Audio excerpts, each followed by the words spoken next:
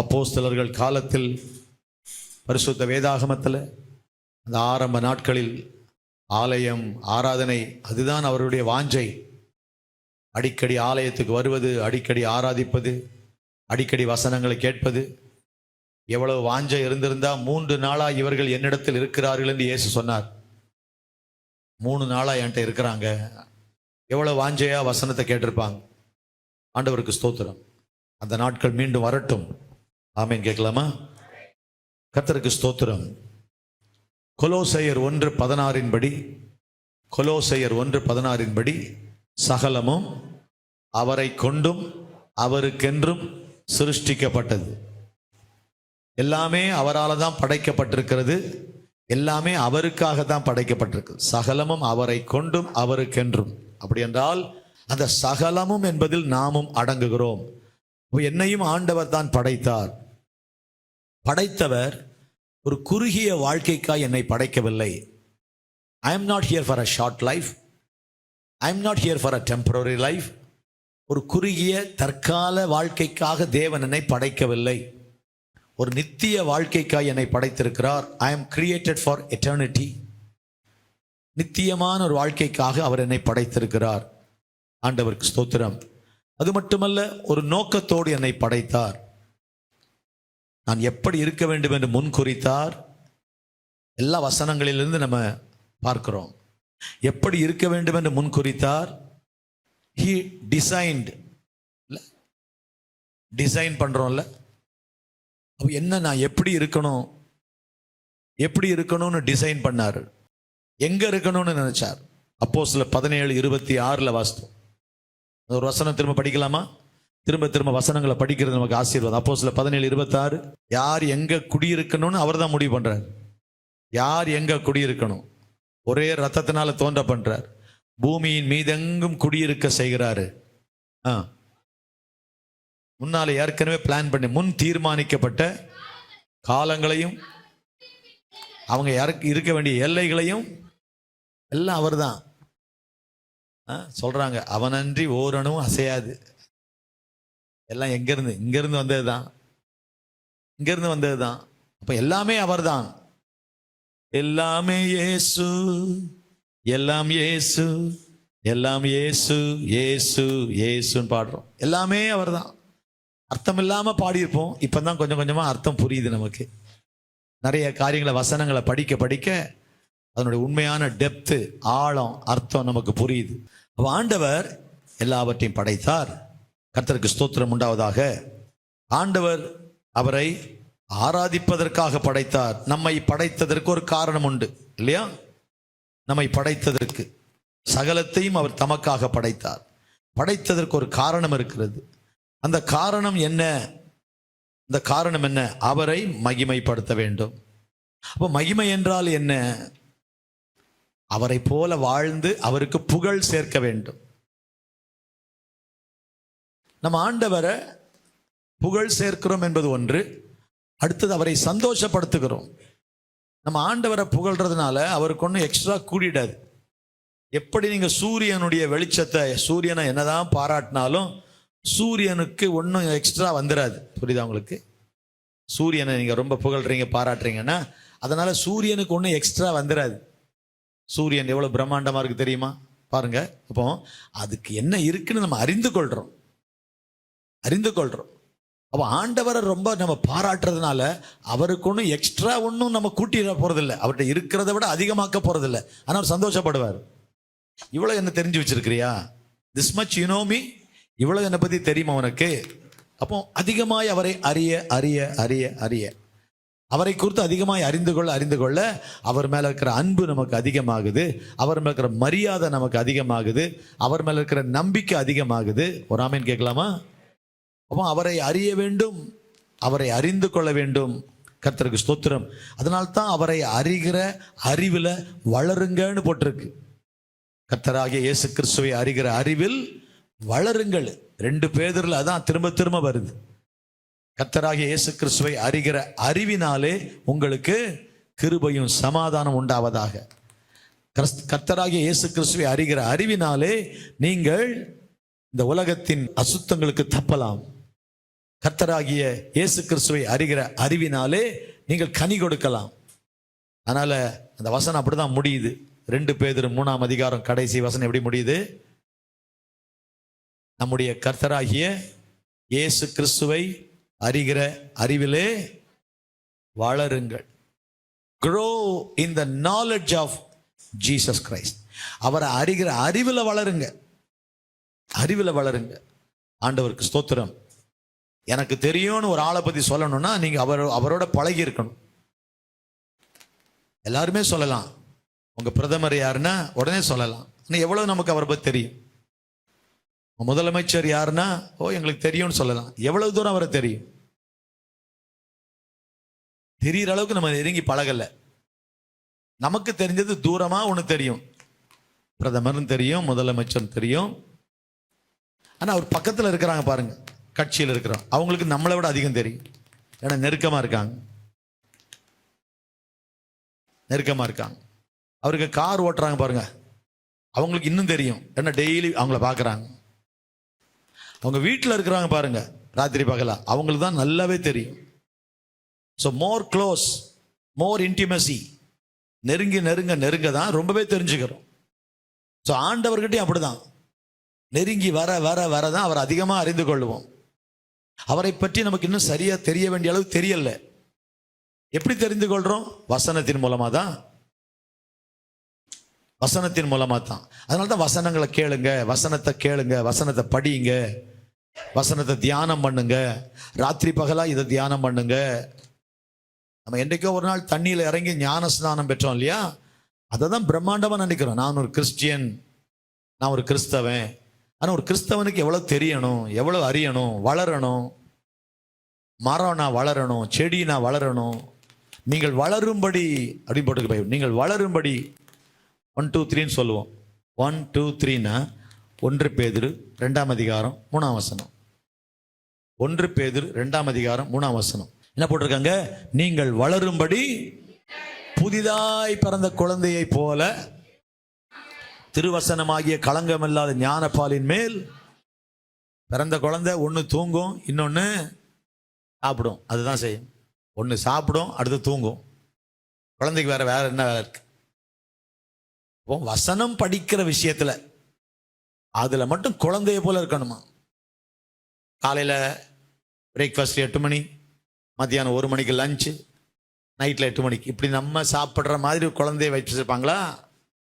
அரை மணி நேரத்துக்கு ஒருக்கா, 1 மணி நேரத்துக்கு ஒருக்கா. அது ஆனா உடனே ஏதாவது கலக்கி கொடுத்துருவாங்க. அப்போ சாப்பிட்டுக்கிட்டே தான் இருக்குது. வசனம் படிக்கிறதுல அப்படி இருக்கணும், குழந்தை போல இருக்கணும். ஆனா குழந்தையா இருக்கக்கூடாது, வளரணும். வசனம் படிக்கிறதுல குழந்தை போல இருக்கணும். அடிக்கடி சாப்பிடுதில்ல, அதை சொல்றாரு பேதுரு. வசனம் படிக்கிறதுல ஒரு குழந்தைய போல, அது அடிக்கடி பாலை உணவாய் கொள்வது போல நாம வசனத்தை அடிக்கடி படிக்கணும். சும்மா இருந்தா அப்படி பைபிளை திறந்து பார்க்கணும். இல்லை ஏதோ இன்னைக்கு ஒன்று படிச்சமே புரியலையே எடுத்து பார்க்கணும். ஏதோ காலையில் ஒருக்கா திறந்து ஒரு அதிகாரம் படிச்சுட்டு மூடிட்டு, ராத்திரி ஒருக்கா திறந்து சரி 5 அதிகாரம் படிக்க சொன்னார் பாஸ்டரு. சங்கீதம் படித்தா ஒரு நாளைக்கு 5 அதிகாரம் படித்தா ஒரு மாதத்தில் படித்து முடிச்சிடலாம் அப்படின்னு சொன்னார். அப்படின்னு சொல்லி காலையில் படிச்சுட்டு 15 நிமிஷம் ஆகலை. இன்னைக்கு காலையில் 5 சங்கீதம் வாசிக்கிறதுக்கு 61லேருந்து 65 வரைக்கும் காலையில் வாசிச்சோம். ஒரு 12 நிமிஷம். ஏன்னா சின்ன சின்ன சங்கீதம். அடுத்தது புரியுதா நமக்கு, அதில் என்ன சொல்லியிருக்கு? ஸோ சபைக்கு வர்றதுனால அதுலேருந்து ஒரு வசனத்தை எடுத்து தியானம் பண்ணுறோம். அதுலேருந்து ஒரு வசனத்தை தியானம் பண்ணுகிறோம். ஆண்டவருக்கு ஸ்தோத்திரம். நான் கர்த்தரை நம்பி இருக்கிறேன், நான் நம்புகிறது அவராலே வரும். ஆமேன்னு சொல்லாம எத்தனையோ வசனங்களை தியானிக்கிறோம்.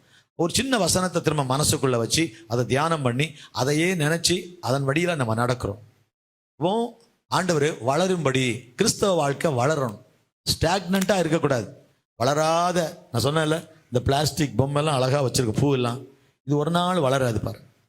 எத்தனை வருஷம் ஆனாலும் இப்படிதான் இருக்கும், இப்படியே தான் இருக்கும். அது செடி மாதிரி வச்சாலும் பூ மாதிரி வச்சாலும் வளராது. ஆனால் ஒரிஜினல் செடி பாருங்க, ஒரிஜினல் ஒரு மரத்தை பாருங்க, அது வளரும், அவர் துளிர்படும், அவரை பூக்கும், அவரை காய்க்கும், காய்க்கிறதுனா காய்க்கும். கிறிஸ்தவ வாழ்க்கை ஒரு பிளாஸ்டிக் செடி மாதிரி ஷோவுக்கு இருக்கிற வாழ்க்கை, அது டெய்லி வளர வேண்டிய வாழ்க்கை. நம்ம வாழ்க்கையில் வளர்ச்சி இருக்கணும். வளர வளர வளர வித்தியாசங்கள் வரும்.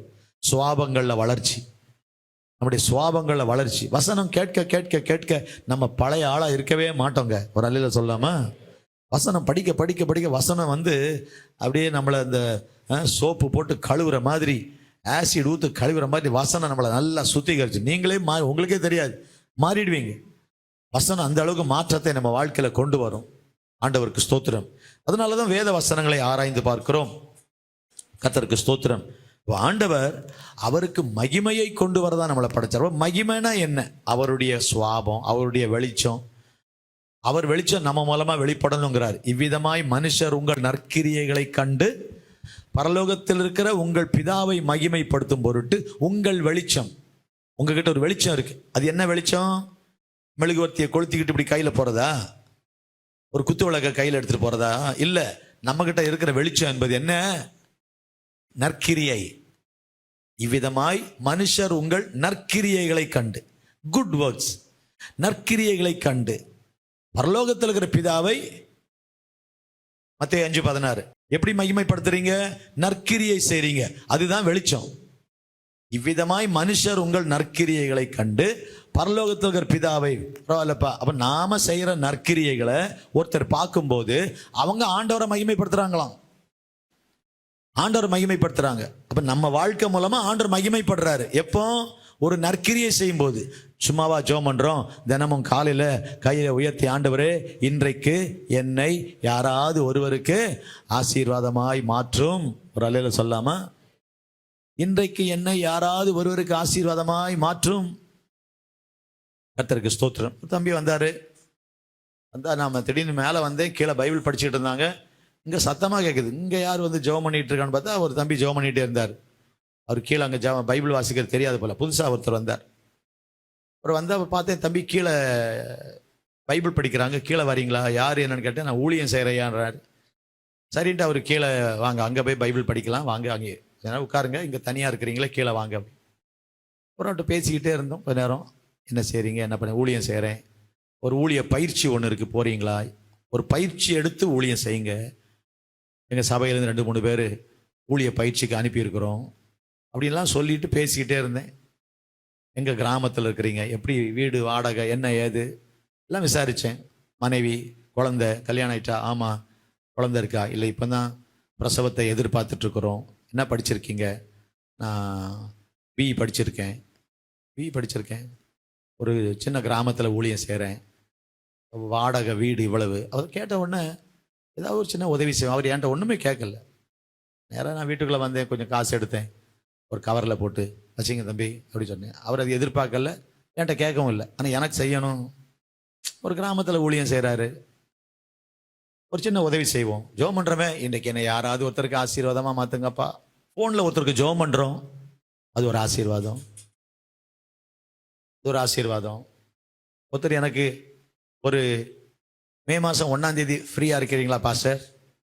மெட்ராஸில் ஒரு சர்ச்சில் மீட்டிங் இருக்குது, வர முடியுமான்னு மெசேஜ் போட்டிருந்தாரு. ஸோ இங்கே வர்றதுக்கு முன்னால் அதை பார்த்த உடனே சாரி வர முடியாதுன்னு போட்டால் போதும் இல்லையா? அவ்வளோ போதும் இல்லை? நீங்கள் வர முடியுமான்னு கேட்டால், மே மாதம் 1ஆம் தேதி ஃப்ரீயாக இருக்கீங்களான்னு கேட்டால், இல்லை சாரி. அப்போ இல்லை சாரி வர முடியாது. எப்படி இருக்கிறீங்க? நல்லா இருக்கீங்களா அப்படின்னு ஒரு வார்த்தை போட்டேன் எக்ஸ்ட்ரா. அந்த இருக்கிற அவசரத்தில். அது அவருக்கு பரவாயில்ல, நம்ம மீட்டிங் டேட் தான் கேட்டோம், பாஸ்டர் நல்லா இருக்கீங்களா நம்மளை விசாரிக்கிறாரே, ஒரு மனசுக்கு ஒரு சந்தோஷம். யோசிச்சு பாருங்க. சில ஜப குறிப்பெல்லாம் எழுதி அனுப்புவாங்க ஃபோனில். இதுதான் நம்ம ஆட்டிடியூடுங்கிறது, நம்ம சுவாபம். நம்ம ஒரு படத்தை போட்டு கும்பிடு போட்டு இல்லைன்னா முடியாது. நிறைய பேர் பொம்மை எல்லாம் கண்டுபிடிச்சி வச்சுருக்காங்க. அதுவும் ஒரு சோம்பேறித்தனம் தான் நான் நினைக்கிறேன். என்னை பொறுத்த வரைக்கும் 2 வார்த்தை டைப் பண்ணாமல் ஃபோனில், அதுலேயும் ஒரு சோம்பலாக இருந்து 2 டைப் பண்ணணும். ஹாப்பி பர்த்டேனா ஹாப்பி பர்த் டைப் பண்ணணும், காட் பிளஸ் யூன்னு டைப் பண்ணணும். சும்மா பொம்மைகளை போட்டு அங்கே இங்கேருந்து கடன் வாங்கி இரவல் கோடாரி, அது இரவலாய் வாங்கப்பட்டதே அப்படின்னு கிணத்துல விழுந்த உடனே, குளத்தில் விழுந்த உடனே ஒரு நல்ல காலம் எலியா மிதக்க வச்சாரு பாருங்க. யாருக்கிட்டையாவது இரவல் கோடாரியெல்லாம் வாங்கி கதையை ஓட்டாதீங்க. ஒரு அல்லேல் சொல்லுங்க, நல்லா சொல்லுங்க. புரியுதா நான் பேசுறது? உங்களுக்கா ஸ்பான்டேனியஸாக தெரியணும். சின்ன ஒரு காரியம் ஒருத்தருக்கு ஒரு சந்தோஷமாக இருக்கும், ஒரு அல்லேல் கேட்கலாமா? ஏதாவது ஒரு காரியம் நம்ம யாராவது ஒருத்தருக்கு ஒரு சந்தோஷமாக இருக்கிற மாதிரி செய்தோமா? ஒரு ஜெபம் பண்ணுறோம், ஒரு ஃபோனில் பேசுகிறோம், ஒருத்தருக்கு ஒரு ஆறுதல் சொல்கிறோம், ஆண்டவர் ஸ்தோத்திரம். ஒரு பாஸ்டர் கூப்பிட்டாரு காலையில் மலேசியாவிலிருந்து, ஒருத்தர்கிட்ட பேசிகிட்டு இருந்தேன். ஒரு விசாரித்தேன், அப்போ நீங்கள் அவர் ஒரு வார்த்தை கேட்டவொன்னே கேட்டேன், நீங்கள் இலங்கையான்னு கேட்டேன். அதான் உடனே கண்டுபிடிச்சலாங்க பேசுகிறத. சில ஆட்கள் வாயை திறந்தாலே இந்த ஊரை கண்டுபிடிச்சலாம், அதில் சொல்லாமல். வாய் திறந்த உடனே இலங்கையான்னு கேட்டேன். ஆமாம், நான் மலேசியாவில் இருக்கிறேன் அப்படின்னு பேசினேன். ஒரு மீட்டிங் விஷயமா பேசிக்கிட்டே கேட்டுக்கிட்டே இருந்தேன். அப்புறம் 2 வார்த்தை சொல்லிக்கிட்டு இருந்தேன். அப்புறம் அவருக்கு மீட்டிங்கை பற்றிலாம் விட்டுட்டோம். அப்புறம் அவர் குடும்பத்தை பற்றி பேச, விசாரிக்க, எப்படி இருக்கிறீங்க, என்ன செய்கிறீங்க அப்படிலாம் பேசி பிறகு ஒரு நாள் பார்ப்போம், நான் வந்தேன்னா பார்ப்போம் அப்படின்னு பேச அவருக்கு ரொம்ப சந்தோஷம். ஒருத்தர் சந்தோஷமாக இருக்கிறாரா, காசு கொடுக்கறதுனால இல்லை, ஒரு வார்த்தையில் ஒருத்தரை சந்தோஷப்படுத்துகிறோமா, நம்ம செயலில் ஒருத்தரை சந்தோஷப்படுத்துகிறோமா, அதுதான் தேவனுக்கு மகிமை. ஒரு ஆமேன் கேட்கலாமா? டெய்லி யாராவது ஒரு ஆளுக்கு 2 பேருக்கு 3 பேருக்கு நம்முடைய வார்த்தை, நம்முடைய செயல், இவ்விதமாய் மனுஷர் உங்கள் நற்கிரியைகளை கண்டு, இப்போ நற்கிரியைகள் தான் வெளிச்சம். நம்மகிட்ட இருந்து ஒரு வெளிச்சம் டெய்லி உதிக்கணும்னா நற்கிரியைகளை கண்டு பரலோகத்தில் இருக்கிற உங்கள் பிதாவை அப்போ பிதாவை எப்படி மக்கள் மகிமைப்படுத்துவாங்கன்னா, என்கிட்ட ஒரு வெளிச்சம் தெரியணும். அந்த வெளிச்சம் என்பது நல்ல செயல்கள். காயினுடைய கிரியைகள் சொல்லுங்க பொல்லாதவைகள். காயினுடைய கிரியைகள் பொல்லாதவைகள் வாசிக்கிறோம். அன்பா பேசிட்டு தனியா கூட்டிட்டு போய் தம்பியை கொலை பண்ணானே, அவனுடைய கிரியைகள் பொல்லாதவைகள். அவன் ஆட்டிடியூடே சரியில்லை. ஆண்டவர் ஸ்தோத்திரம். ஆனா ஒரு வார்த்தையும் ஆபேல் பேசின மாதிரி பைபிள்ல இல்லை. இல்லை, ஒரு வார்த்தை கூட ஆபேல் பேசின மாதிரி இல்லை. ஆனா வசனம் அவன் சொல்லுது, அவன் மரித்தும் இன்னும் என்ன செய்கிறான், பேசுறான். ஒரு வார்த்தையும் பேசின மாதிரி இல்லை. பேசியிருப்பார், அண்ணங்கிட்ட அப்பா கிட்ட பேசாம இருந்திருப்பாரா? ஆபேல் பேசினதா ஒண்ணுமே இல்லை, காயின் பேசினது இருக்கு. ஆனா ஆபேல் மரித்து போய் அவன் இன்னும் பேசுகிறானே. ஒரு ஆமேன் கேட்கலாமா? அன்பான ஆண்டுடைய பிள்ளைகளை, போகிற இடத்துல வருகிற இடத்துல நம்முடைய செயல்கள் தான் தேவனுக்கு மகிமையை கொண்டு வரும். நம்முடைய சுவாபங்கள் கோபத்தோட ஒருத்தர் வந்தாலும் நம்ம சாந்தமா பதில் சொல்றோமா? அது எப்படி, நான் இவ்வளவு கோவப்பட்டேன், அவர் கோவப்படலையே, நான் தான் அவ்வளவு வேகமா போனேன், அவர் இவ்வளவு சாஃப்டா இருந்தாங்களே, அது. இந்த மாதிரி நம்மளை கொஞ்சம் கொஞ்சமா நம்ம மாற்றணும். நம்மளை மாற்றணும். மாற்றம் தன்னால வந்துடாது. கீழே எழுதி போட்டிருக்கோம்ல, நான் மாறுவேன், நான் மாறணும், நான் மாறியே தீரணும். சாதாரண வார்த்தை இல்லை. பார்த்தீங்களா, நம்ம ஆஃபீஸ் பிளாக்குக்குள்ளே போகும்போது நான் மாறுவேன், நான் மாறணும், நான் மாறியே, I have to change, I will change. இல்லை, நான் மாறணும். அப்போதான் கிறிஸ்து வெளிப்படுவார். ஒரு ஆமீன் கேட்கலாமா? இப்போ மகிமையை எப்படிலாம் கொண்டு வர ஒரு 5 காரியங்களை சொன்னேன். ஆண்டவருக்கு ஸ்தோத்திரம். நேற்றைய தினத்தில் எல்லாவற்றையும் ஆண்டவர் சிருஷ்டித்தாரு. முதல்ல மகிமைக்காக சிருஷ்டித்தார் பார்த்தோம். இப்போ அவருடைய மகிழ்ச்சிக்காக சிருஷ்டித்தார். மகிழ்ச்சிக்காக, அவர் சந்தோஷப்படுறதுக்காக. நேற்றைக்கு படித்தோம் இல்லையா, வெளிப்படுத்தின விசேஷம் 4:11. நீரே எல்லாவற்றையும் சிருஷ்டித்தீர். அங்கே புதிய மொழிபெயர்ப்பில் உம்முடைய சித்தத்தினாலே நீர் எல்லாவற்றையும் அப்படின்னு இருக்கு இல்லையா, உம்முடைய மகிழ்ச்சிக்காக. எனக்கு நியூ டிரான்ஸ்லேஷன்ல இன்னொரு வசனம் படிங்க, 149 சங்கீதம் 4 வசனம், Psalm 149 verse 4. பிரியம் வைக்கிறார். அது எப்படி தெரியுமா இருக்கு? கர்த்தர் தம்முடைய ஜனங்களில் களி கூறுகிறார். God is rejoicing. The Lord is rejoicing. கர்த்தர் தம்முடைய ஜனங்களில் மகிழுகிறார். அப்ப அவருடைய மகிழ்ச்சியே என்னுடைய குறிக்கோள். அதான் நேற்றைக்கு அவருடைய மகிழ்ச்சி, அவர் சந்தோஷம்தான். இந்த கம்பெனிகள் சொல்லுவாங்கல்ல, உங்கள் திருப்தி தான் எங்களுடைய கஸ்டமர் சர்வீஸ் சொல்லுவாங்கல்ல, யுவர் சாட்டிஸ்ஃபேக்ஷன் இஸ் அவர் சர்வீஸா. உங்கள் சேவை எங்களுக்கு தேவை, அது வேற. உங்க திருப்தி தான் எங்களுடைய, your satisfaction is our service. நீங்க திருப்தியா இருக்கிற அளவுக்கு நாங்க உங்களுக்கு சேவை செய்ய விரும்புறோம். ஒரு வண்டி வாங்க போங்க, வாங்குறீங்க, வாங்க சார், 4 பேர் வந்து நம்ம கூப்பிடுறான், பார்த்துருக்கீங்களா? நம்ம இது 4 வண்டி வாங்க போற மாதிரி. வாங்க ஐயா, இங்க உட்காருங்க, டீ குடிக்கிறீங்களா, காஃபி குடிக்கிறீங்களா, நம்ம கேட்டு உட்கார வச்சு அவங்க சேவை. ஏன்னா நம்ம அவங்கள விட்டு போயிடக்கூடாது. நல்ல இடங்கள் ஹோட்டல்லாம் போனீங்கன்னா அப்படிதான். ஒரு ஹோட்டல்ல போனா வாசல்ல இருக்கிற ஆள்லேருந்து உள்ள போற வரைக்கும் 5-6 பேரை கிராஸ் பண்ணி தான் போகணும். இல்லை, ஆண்டவருக்கு ஸ்தோத்திரம்.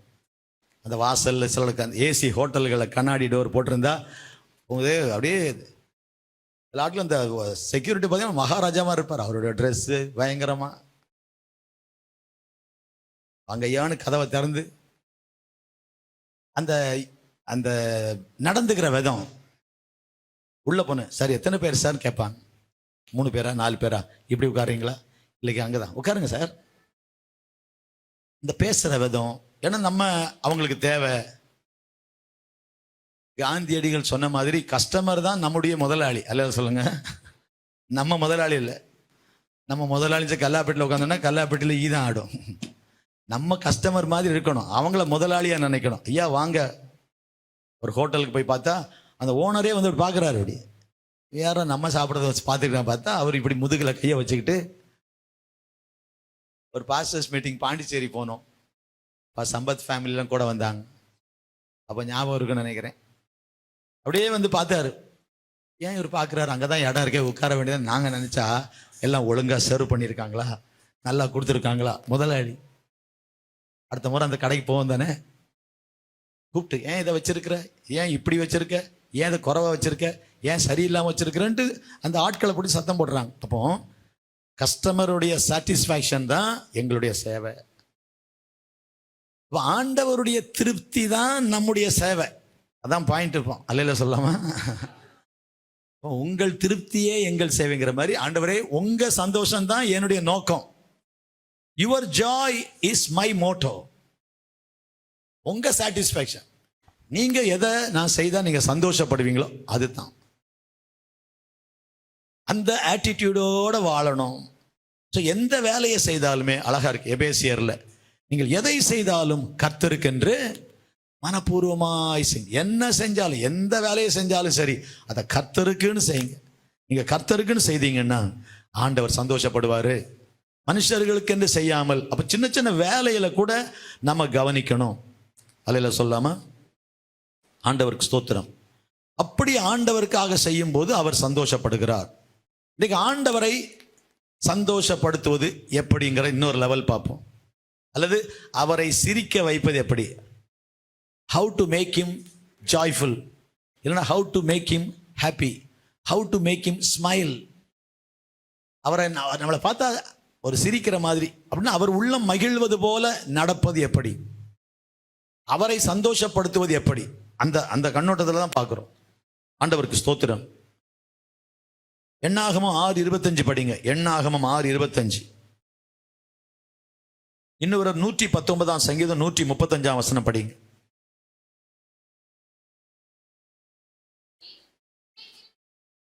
இது பழைய தமிழ்.